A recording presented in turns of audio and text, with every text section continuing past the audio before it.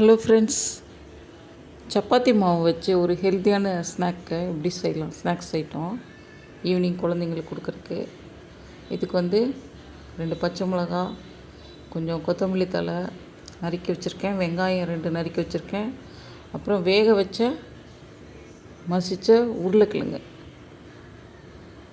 கொஞ்சம் தவாவில் 2 spoon oil விட்டுக்கோங்க. விட்டுட்டு அதில்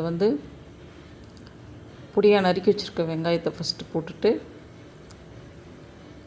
பச்சை மிளகாய் போட்டுருங்க. அங்கே காரத்துக்கு ஏற்ற மாதிரி நீங்கள் போடலாம். உங்கள் குழந்தைங்க சாப்பிட மாட்டாங்கன்னா நீங்கள் மிளகாயை அவாய்ட் பண்ணிடலாம். அப்புறம் மஞ்சத்தூள், உப்பு, கொஞ்சம் கரம் மசாலா இது போட்டு நல்லா வதக்கணும்.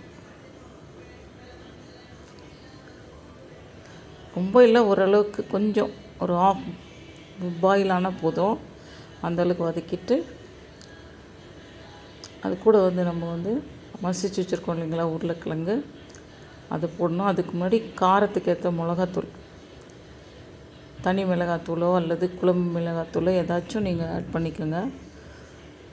இல்லாட்டி நீங்கள் அதை மட்டனுக்கு போடுற மாதிரி கரம் மசாலா கூட இன்னும் கொஞ்சம் ஆட் பண்ணிக்கலாம்.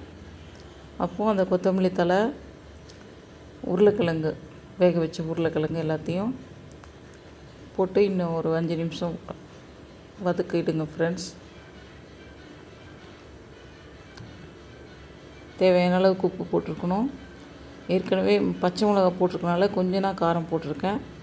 நீங்கள் பச்சை மிளகா போடாமல் வெறும் காரம் மட்டும் போடலாம். சிலர் பச்சை மிளகா காரம் தாங்காது சில பிள்ளைங்களுக்கு. இப்போது ஸ்டஃபிங் ரெடி ஆகிடுச்சு நம்ம செய்ய போகிற ஸ்நாக்ஸுக்கு. இதில் நீங்கள் குடமிளகா, கேரட்டு எது வேணால் பண்ணிக்கலாம். இப்போ சப்பாத்தி மாவு நல்லா திரட்டிட்டு,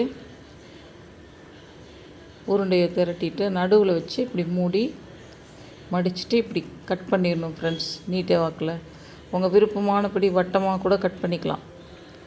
சின்ன குட்டி டம்ளர் மாதிரி இருக்கிற இதை மூடியை வச்சு ரவுண்டர் ஷேப்பில் கூட நீங்கள் கட் பண்ணிக்கலாம். நான் நீட்டமாக போட்டேன். அது நம்ம டீப் ஃப்ரை பண்ணாலும் நல்லாயிருக்கும். பட் நான் நிறைய தவா யூஸ் பண்ணி தான் பண்ணுவேன், அதிகமாக டீப் ஃப்ரை பண்ணாமல். இதுலேயே கொஞ்சம் ஆயில் மட்டும் 2 ஸ்பூன் அதிகமாக விட்டோம்னாலே அதுவே நல்லா கிறிஸ்பியாக ஆகிடும் ஃப்ரெண்ட்ஸ். அதனால் நான் இந்த மெத்தடில் செய்கிறேன். கொஞ்ச நேரத்துலேயும் ஆகிடும். எல்லாத்தையும் அடுக்கி வச்சுட்டு தோசைக்கல் மேலே கட் பண்ணி வச்ச எல்லாத்தையும்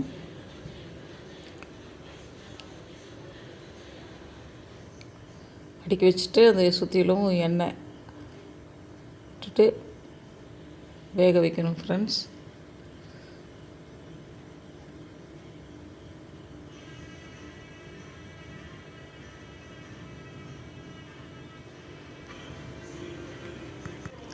கொஞ்சம் நேரத்தில் செஞ்சிடலாம். எப்படின்னா மாவு பிசைஞ்சு வச்சுருங்க. இது கிழங்கெல்லாம் ரெடி பண்ணி ப்ரிப்பேர் பண்ணி வச்சிட்டிங்கன்னா பிள்ளைங்க வர்றதுக்கும் ஒரு 10 நிமிஷம் முன்னாடி தொடங்கினாலே செஞ்சு முடிச்சிடலாம். நீங்கள் உருளைக்கிழங்கெல்லாம் வேக வச்சு எடுத்து கரெக்டாக ஃப்ரிட்ஜில் வச்சுருந்தீங்கன்னு வைங்க, ஈவினிங் பிள்ளைங்க வரக்கு ஒரு 10 நிமிஷத்துக்கு முன்னாடி செஞ்சு ரெடி பண்ணிடலாம். இது ஹெல்த்தி ஸ்நாக்ஸ் ஃப்ரெண்ட்ஸ். இதில் நீங்கள் கேரட்டு துருவி போட்டு கலந்துக்கலாம், குடமிளகாயெல்லாம் நறுக்கி போடலாம். யுவர் சாய்ஸ் தான். ஏன்னா கோதுமை மாவு தான் நம்ம யூஸ் பண்ணுறோம். நம்ம கடையில் இது எல்லாமே பப்ஸ் எது வாங்கினாலும் அது மைதா மாவு தான் இருக்குது இல்லையா. நம்ம வீட்டில் செய்யும்போது கோதுமை மாவில் செய்யலாம்.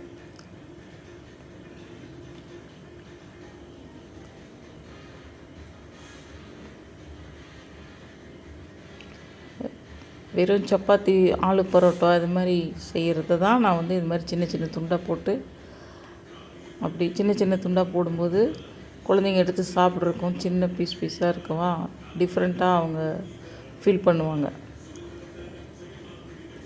நல்லா முறுமுறுன்னு வேக விட்டு எடுத்துருங்க ஃப்ரெண்ட்ஸ்.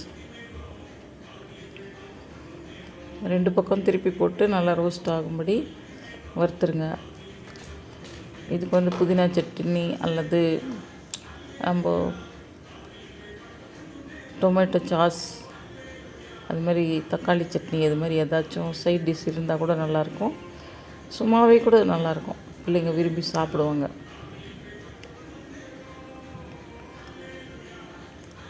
இந்த ரெசிபி ட்ரை பண்ணி பாருங்கள், ரொம்ப ஈஸி.